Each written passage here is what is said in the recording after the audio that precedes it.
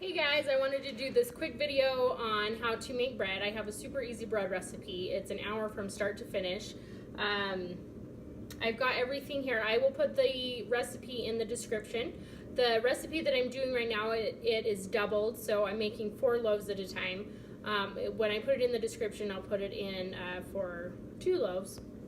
So you want to go ahead and start with 11 cups for the 4 loaves. I've already got the flour in here. I use actual bread flour, which makes it turn out a little bit better, I think. You can use whole wheat flour, I've used all-purpose flour before. I've done half and half. So just kind of however you want to do it there, whether you want white or wheat bread. So I've got 11 cups of flour for 4 loaves of bread.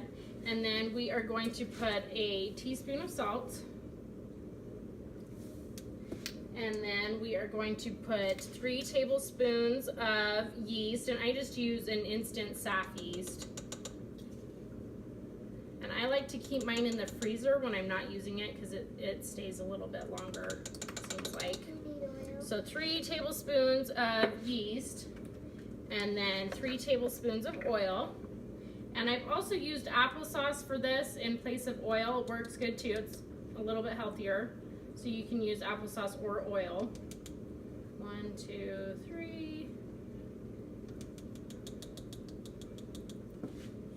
And then for sugar, you want to use anywhere between 1/2 to 3/4 cup for the 4 loaves of bread. So split that in half for the 2 loaves. So 1/2 to 3/4 cup of sugar. And then you go ahead and mix the dry ingredients. And I like to use eggs in my bread. You don't have to put it in here. The recipe doesn't actually call for it. I started doing it because my roll recipe used eggs, and I love how chewy my rolls are, so I thought maybe I'll just put it in my bread. So I put 4 eggs in this recipe, so 1 egg per loaf. This makes it a little bit chewier, which I love.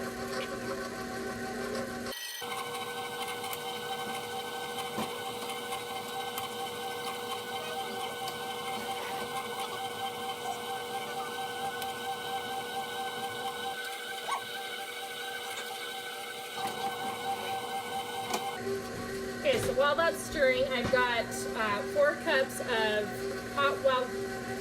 lukewarm water. I just turn my tap on as hot as it'll go and let it run for a minute. Let it get as hot as it can in the tap, and then we just pour it in. And you don't want to use cold water because the yeast won't rise if you use cold water, so you want to make sure that it's pretty warm water. Let that mix for about 10 minutes, and you let it mix until it starts pulling away from the edge of the bowl.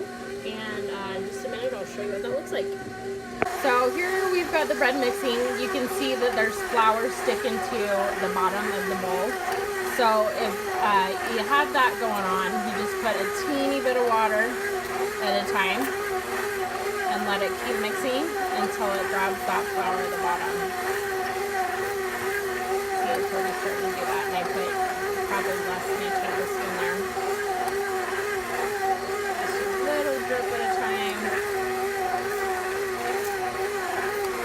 My mom's a great cooker of bread. Oh yeah. You like my bread? I like it too. Okay, so we've almost got that all almost done mixing. You can see that there's not any flour left on the bottom, and it's not sticking to the sides. If it starts sticking to the sides, if you put a little bit too much water in, just put a little bit of flour in at a time, and it'll start to get it off those sides again. So once this is done mixing, we'll put it on the counter and put it in there. Got the dough all mixed up. Go ahead and put it on the counter. And then we just kind of knead it for a second just to kind of roll it into a good nice ball. Balls are fun to play with. They are. Okay, and then once you get it into a nice shaped ball, you just go ahead and cut it in half.